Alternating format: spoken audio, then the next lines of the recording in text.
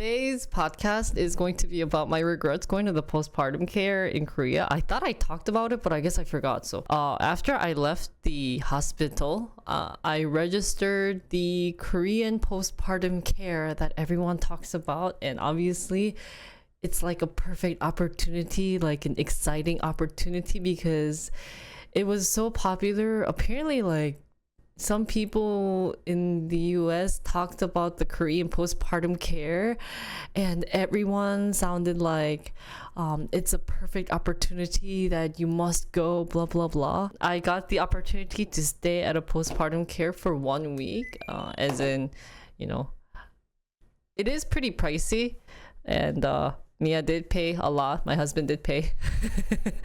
He thought that because my mom was going to be coming late, we thought that it wouldn't match the time of when she arrived, we'll have the baby, because you can never predict when you're going to have the baby unless you're doing C-section. We ended up having to go to the postpartum care because, like I said, we're new parents. We're not sure how to take care of this baby, and since if my mom's not going to be there, we thought that it would be like kind of like a disaster. So we ended up registering for postpartum care. And so what we looked into when we were trying to find a postpartum care was, one, sometimes they use these like weird filters, air circulation, blah, blah, blah, and buy these weird tools, but they say it's like safe. But we tried to find places that didn't use any of those because we weren't sure how it would be affecting the baby. Like, there's really crazy ones. I don't remember what one postpartum care was using, but we tried to find something that was like just, natural. And we also looked into how we were able to see the baby. So some places, like, they have the baby blinders closed because it's kind of like how it's done in the hospital. They place the babies in the baby room and they come to see you twice a day. And I didn't like it when I get to see the baby twice a day. So what we ended up doing is we also were trying to find a place where they would allow us to stay with the baby whenever we wanted. So my goal of being with the baby was trying to be with him as much as I can, but also get good night's sleep, because everyone kept emphasizing sleep, right? So that's one of the, like, that was the 3-4 things that I found very important when I was trying to find my postpartum care. And so we found one. It was a decent place. They did a remodeling. It was also like 15 minutes away. What was surprising was they were very strict on whether the mom can leave or not. So if I wanted to leave, I had to sign a paper that says I'm leaving on a certain day and I'll be returning, blah, blah, blah. But the place that I registered was known for their delicious food, and it was pretty good. It was, I would have to give it out. I was like, holy cow, it's like hotel fancy dinner.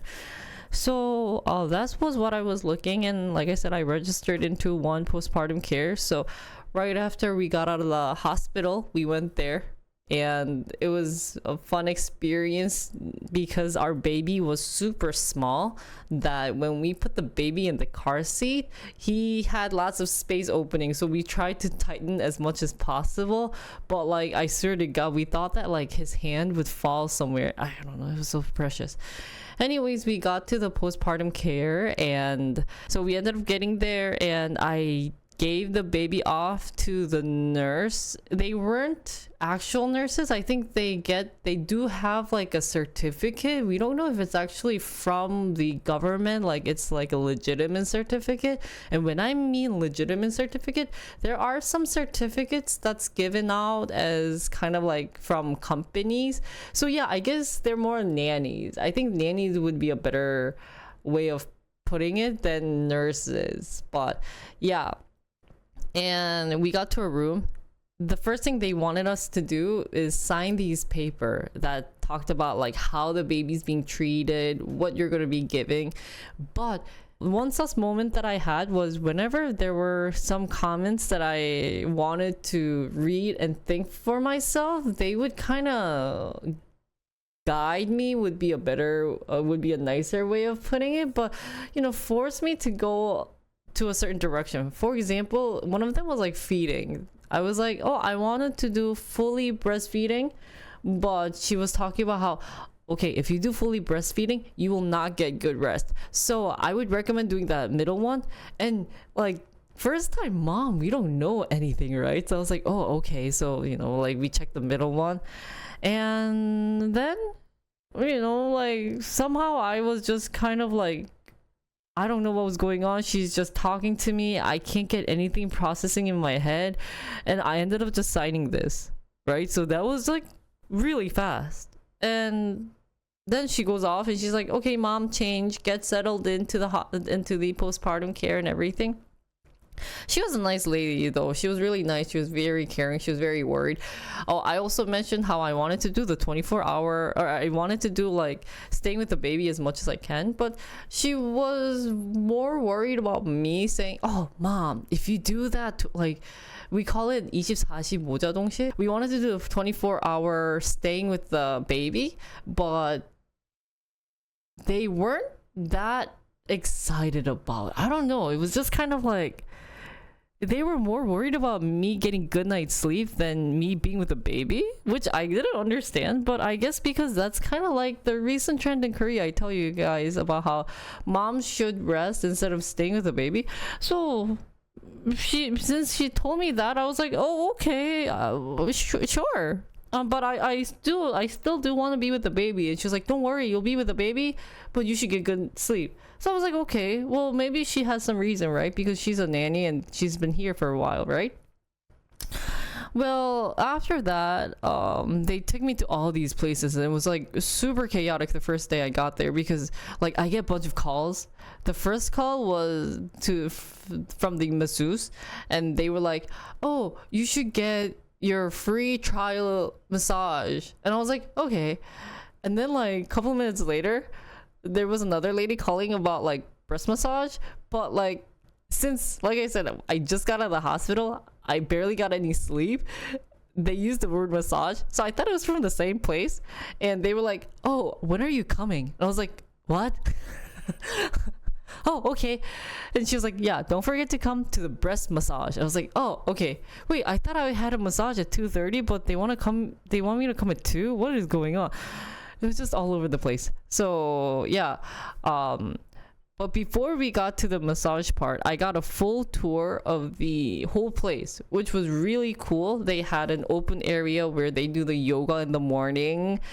So moms come out at like 7 or 8 in the morning to do the yoga.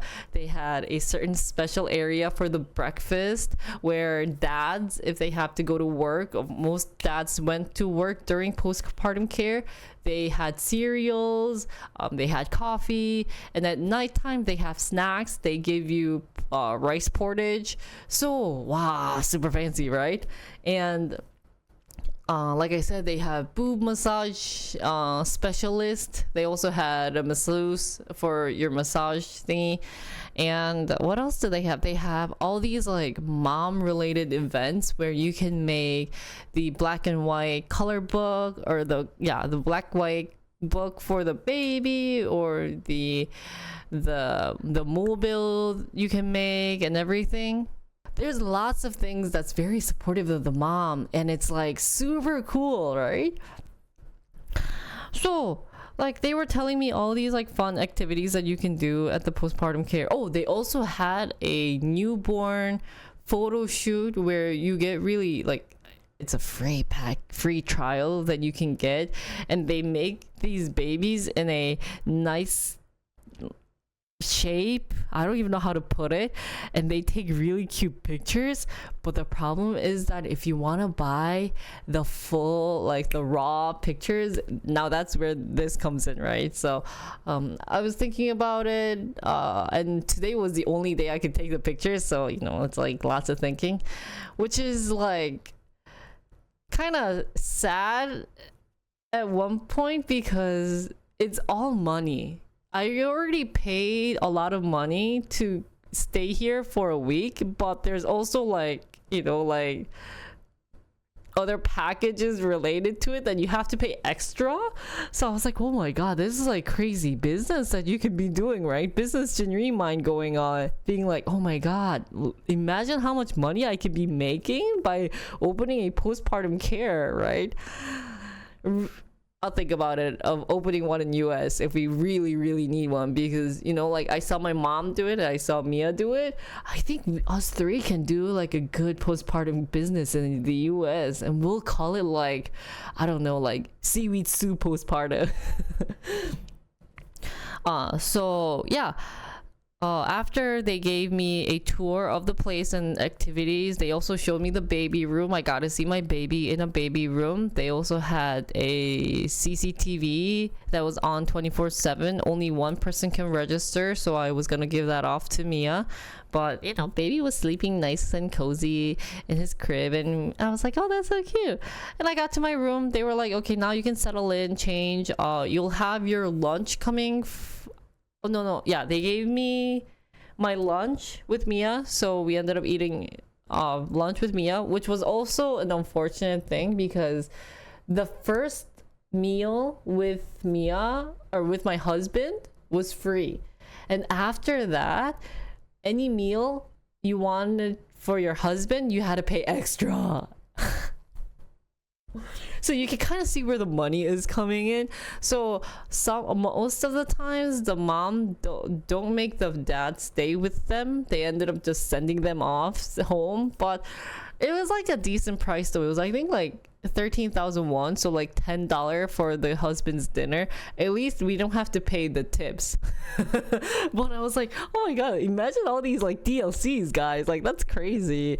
Oh my god, this is a good business to run, right? Anyway, so first lunch meal with Mia, it was great. We had seaweed soup with really good side dishes. I forgot what we had, but it was like really good side dishes. They come with like 3 or 4 side dishes, and then you have rice, and they were like, if you want more rice, let us know, and we'll try to match mom's requirement in terms of how much you want to be fed or how little you want to be fed. We also look into how much you're eating, and like you have to put the tray back at certain places, blah blah blah. So that was that. And then I got called to the breast, massage. I went to the breast massage. It was kind of weird because I had my boobs open and they were like escorting out my, my breast milk, which I thought that was kind of weird because the first breast milk is so important. It's like the breast milk that you want to feed the baby, but they're squirting it out and throwing it away. They keep wiping off my breast milk, and I was like, is this right?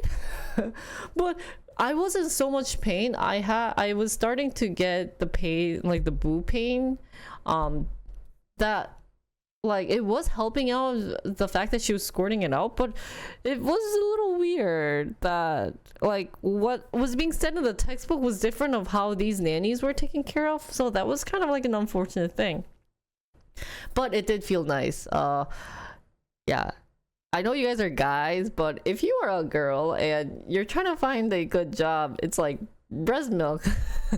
I highly recommend that. So breast massage, that's a good job, but it does feel weird touching other girls' boobas. It was a very fun experience getting touched by other women, in my boobs, but it does help out with with making my boob feel better. Anyways, after that, I went to the massage place. She was very strong. The power that she had of giving me a massage, I was actually like screaming out, like it was so painful. But the whole time she's like, oh my god, mom, you are so stiff, like you have to do this and that here, and this is what you have to do, oh my god. And she was also like grabbing onto this neck part. I don't know if you guys can feel it, but apparently if you do this, like it really helps out with the body circulation and make you look skinny. So this is where you're supposed to be pressing on. She's like ripping off of this part, and like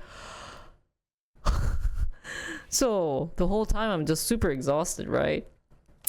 Finally got to my bed. I was busy taking pictures because I was like, oh, this is like a good thing for blogging. I don't think I was going to stream there. I was thinking about streaming, maybe like one time during my postpartum care, because like I said, if I don't have the baby, then it's like, what am I supposed to do there?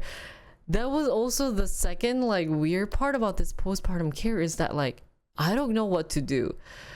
I am not like a long sleeping person, so I don't like sleeping as much. It may sound weird to you, but I like to do stuff. I'm a very active person, and staying there was a little stressful for me because I wanted to do something. And they say that they have all these like fancy stuff of, like, you know, I told you guys about the book that they're making or the mobile that you'll be making, but like I still wanted to do stuff, right? But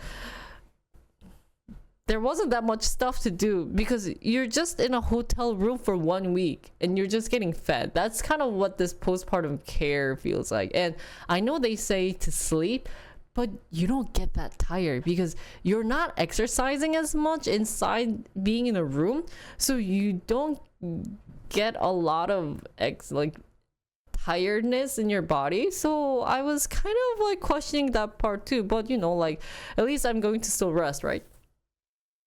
Well, that evening I went to go see the baby, and what was interesting though before that was they never called me to breastfeed the baby, which was pretty interesting too. I guess that's my like third sus part, is my other friends told me that they would get the calls of breastfeeding, but instead they wanted me to just pump out breast milk, and that they would feed the breast milk instead of latching it on directly, which was also kind of weird. You would imagine that you want the baby to be latched onto you more often than to be fed with breast milk using a bottle.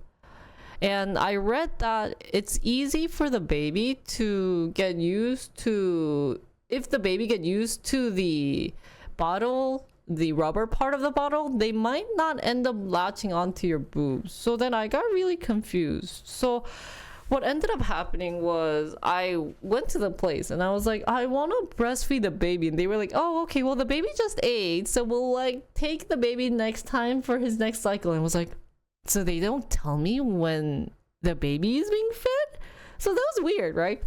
Well, like 2-3 hours later, the baby came to my room and I tried latching, and I'm still like awkward with the latches, but they gave you great like tips on how to latch the babies and what to do if your booba is hurt.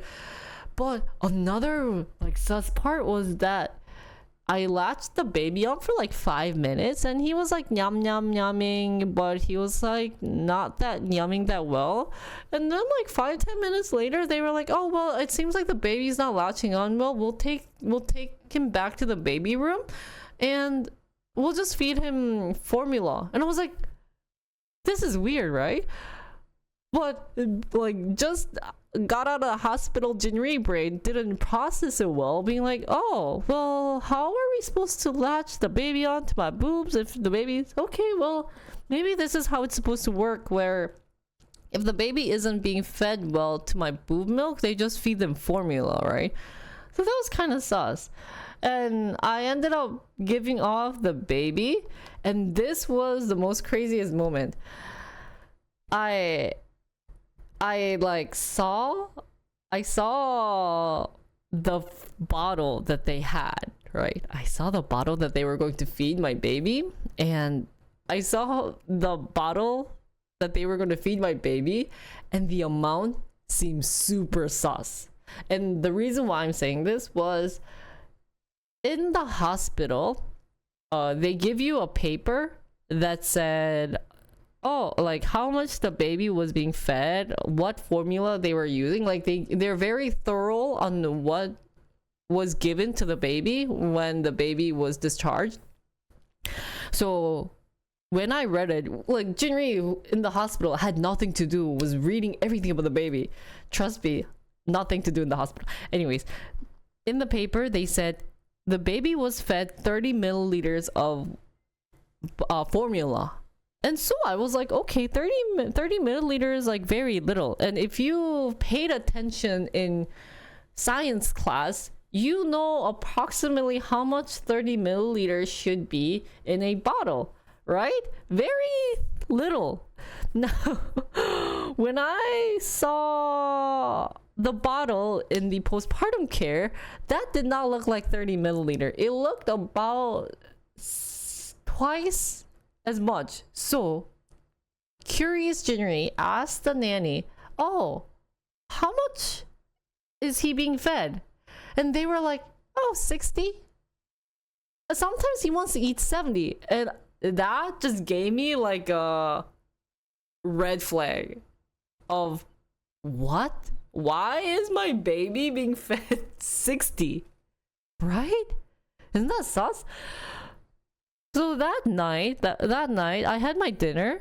Like that moment kept going through my head the whole time. Well, Mia came to the postpartum care after work. He had some urgent care to do, and I was talking to Mia, and I was like, Mia, I'm kind of sus about this. And he was like, what's up? And I was like, our baby in the hospital was being fed 30, right? 30 milliliters.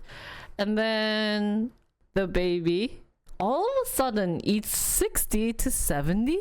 That seems very suspicious, right? All of a sudden, one day the baby eats double the amount.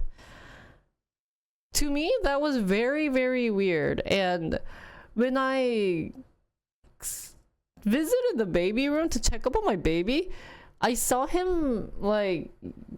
I saw the baby spit up, and I was like, no, this is very weird. It's very sus, right? So the first thing I did was I ended up calling up all my friends who recently got a baby. So I started off with my brother. I called my brother, and I was like, hey bro, how much was, your baby being fed when he got out of the hospital? And he said for like a month, the baby was being fed 30 milliliters. I was like, yeah, that makes sense because you don't want to overfeed your baby. And I read in a book that the baby doesn't know when to stop eating. As in, if he keeps getting formula or any type of food, then he will just keep on yapping. He cannot stop himself at that infant age. And now it got really sus. So I called my other friends, and it seems that it's just a common it seems that it's a common thing in postpartum care that they are being fed 60 milliliters initially, and by the end of the postpartum care they're being fed 120 milliliters. And I was like, it does not make sense to me. And here I hear my brother being like feeding my cousin 30 milliliters for a month. In Korea, they're being fed 120 in 2 weeks, guys. That's 4 times. So I'm sitting here. What is going on? And what's surprising is that all my Korean friends who got a baby think it's natural for that to happen. So I'm like super confused. Well, in the back of the formula directions in the formula, they do say that by 2 weeks they can be fed 20 or they can be fed 60 in the back of the formula. So feeding the baby 60 isn't a problem, but to me it just feels like the next day they're being fed double the amount was a little unfortunate. So what I ended up doing was I got to the room. Well, I think the nanny came to me first because they were worried that I was feeding them 60, and they were like, it's okay, it's just that your baby eats a lot. And I was like, if the baby eats a lot, then wouldn't he want to be eating a lot during the hospital time? Because I was hospitalized for 4 days too. It just didn't, like, nothing was making connections to me, right? So I ended up calling my mom that time, and I was like, Mom, this is a little weird. And she told me, in Korea, back in the days, this is like old Korean way of raising kids, is that they actually force the babies to overgrow their stomach, or to increase their stomach size, so that the baby can be fed a lot. And that was kind of like a thing that they did in Korea. So because it means that they're eating well. And I think they did that on purpose, because back in the day, since Korea wasn't a very wealthy country, that a lot of babies die, so they wanted the babies to eat well. So that's why they're overfeeding the baby. However, we are in 2025. We don't need to overfeed the baby, right? So, and the formula has gotten much better in terms of getting closer to tasting like breast milk. I actually tried formula and my breast milk, so it was like, you know, like, it does taste very similar. Yeah, so that's their main purpose of, like, feeding a lot. But to me, it didn't make sense. So I talked to them, and they weren't giving like a great answer to me as well in terms of why they were feeding 60. They just keep saying that the baby wants to eat 60. I don't know. Well, I all of a sudden could not trust the postpartum care. I think in that end, it was just me being a very protective mom. So we ended up taking the baby to my room, and we stayed with the baby all night. And that was that one night that I will never forget, because the baby cried all night.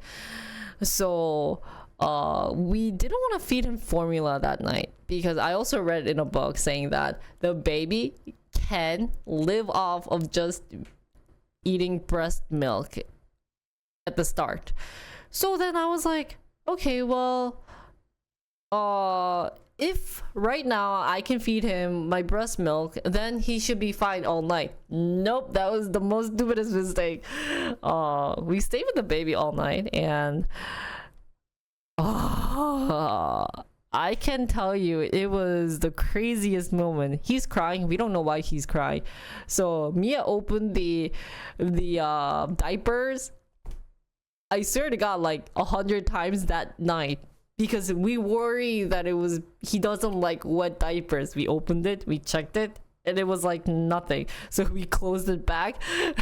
We thought that the swaddle that he was wrapped in was very uncomfortable. We thought maybe like the bed was uncomfortable. We tried latching onto like boobas. Nothing worked. He just cried all night. So we ended up calling the nanny. But the reason why I didn't want to call the nanny at first place, because they didn't want to give the baby to me. I told them, you know what, tonight I want to stay with the baby. And they were like, oh, Mom, you need a rest. What are you thinking of? Like, trying to stay with the baby? Hey, let us handle it. You go sleep. I was like, what the heck? Why won't they let me be with the baby? I was like, no, it's okay. I want to be with the baby. They were like, no. You need to go rest, honey. Like, go rest. I was like, okay. And I told that to Mia, and I started crying. So like Mia ended up going there, and Mia ended up getting the baby. But like, that's also sus. It's like, if the mom wants to get the baby, like, why not just give the baby to them, right? The nanny and I just didn't go well together. I think that was what ended up happening, is that I just didn't get good answers of why the mom, or why the nanny was feeding my baby that much, along with why the nanny wouldn't give the baby to me. Like, of course I want to rest, but if I'm okay, then they should give the baby to me. That wasn't happening. So the nanny and I did not work well together. But we just got a lot of trust issues from that on, as in, we don't know what the baby is going through. We also don't know, like, if the baby's gonna do well in the baby room. They do say they have the camera and it's open windows, but every time I go out there, the nannies kind of give you that stare of, why is she like coming to see the baby like every so often, right? So we ended up being like, okay, we gotta find a better way of doing this. Well, we ended up spending the whole night, like I said, trying to figure out why the baby will not stop crying. By 3 in the morning, I ended up saying, okay, we gotta call the nanny. A different nanny came. That nanny was much nicer, and the nanny was like, oh, he's hungry. But what's surprising is that if the nanny picks up and like does this, oh, my baby, blah blah blah, my baby stops crying. I was like, oh my god, how come the baby didn't do that when we were holding the baby, you know? But it works with the nanny. Nannies are professional. They are really good. But they came again with 60 milliliters again, and I was like, I don't understand why they're feeding this much. She also said, oh, it's because this baby, that at least that's what it said in the checklist that they had of being fed 60 milliliters.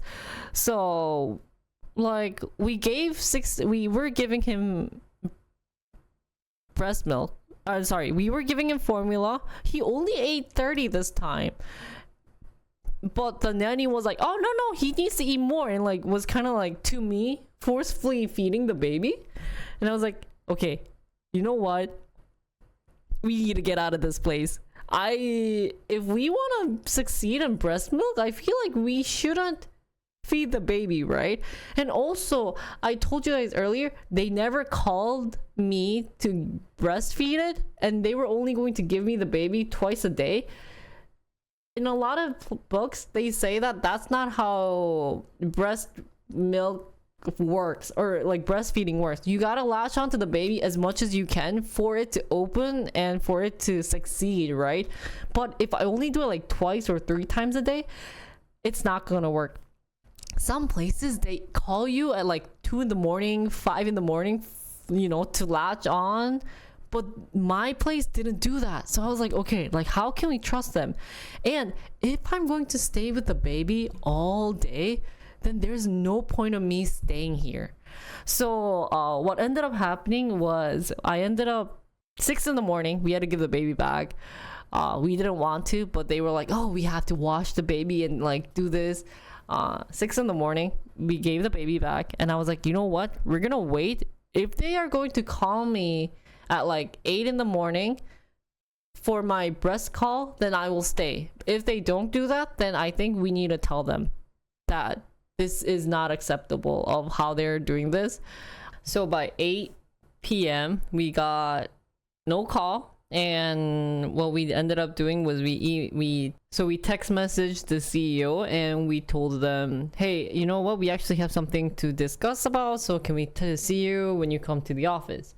She came to the office, and we were very honest with our opinions, saying, you know, we had certain issues of the nanny didn't want to, you know, give the baby. We weren't being like very rude, because, you know, it was just, I think the biggest thing that was different was that what they valued was different from how we valued our method of taking care of the baby. So we didn't want to be like, oh my god, how can you be doing baby CD, why are you feeding baby, blah blah blah.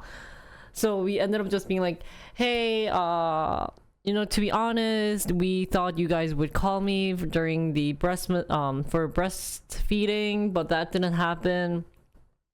We wanted to stay with the baby all night, but you kept telling us to rest. We know what you were trying to say, but we, you know, like, so we wish to figure this out. And at that moment, she did give us a couple of options of, hey, do you want us to, maybe we can talk things out, make it better so that you can stay longer. But yeah, that moment I was like, I don't want to stay here. After going through that, I just couldn't trust them anymore. And I think it was just because since I'm recovering from giving birth, I wanted to actually be going home and staying with my mom and just taking care of the baby there. So luckily they were able to give us a refund. We just talked things out, and they were being very helpful too. They just felt really bad. One of the nannies ended up kind of like crying because they thought she felt really bad, and so they were really nice people. Like I said, it just didn't match with how the method that they were going to take care of the baby was working with ours. And like I said, I didn't want to overfeed my baby. Maybe it was true that my baby wanted to eat a lot, but I thought I was just a little afraid of children obesity, because that's actually a thing too. So we wanted to be very, very careful. And like I said, since I wanted to breastfeed and I wanted the baby latching onto me more than him being fed with formula, that's why we ended up having to leave. And just a conclusion about Korean postpartum care is that it's not bad. I think if you are going to stick with formula, it would be a perfect place to stay. And if you're really exhausted, especially those who have C-section, I think would be a great place to stay in a postpartum care. But if you're trying to maybe do breastfeeding, I know they were being very focused on breastfeeding too, but it was kind of different from what I was reading in the books. So somewhat it was very helpful because they were giving lots of good tips. They were really taking care of the baby. I could see that they really liked my baby too, but like I said, the feeding, if there's kind of like a like trust issue going on, then it was really hard for me to stay there. So that was my experience of postpartum care, and I think it's really good. I think it's very helpful for new moms to get taught, but it really depends on your personality. And I think so if you ever give birth in Korea, and if you ever want to stay in a postpartum care, I think it's important to know what you're looking for. As in, if you want to really just give the baby off to the nannies and you don't want to take, you want to just rest for the 2 weeks before you get into like the journey of taking care of kids, then postpartum care is like the perfect place for you. However, if you're kind of like, I want to kind of stay with the baby, the early bonding is very important for me, then the Korean postpartum care isn't the right place for you. Though they do give you really good food and the bed, and it's really nice place. So I guess that's my conclusion of my experience of the postpartum care in Korea. So it is half like a perfect place. It does feel like a 5-star hotel where you want to just stay there and relax and get like the premium care service, but at the same time you want to also, if you're, it was kind of like a crazy experience, at least for me, where you want to stay with your kid more often. So yeah, definitely it will fit for some people, and some people it will not work. So you really have to know what you're looking into when after giving birth. So yeah.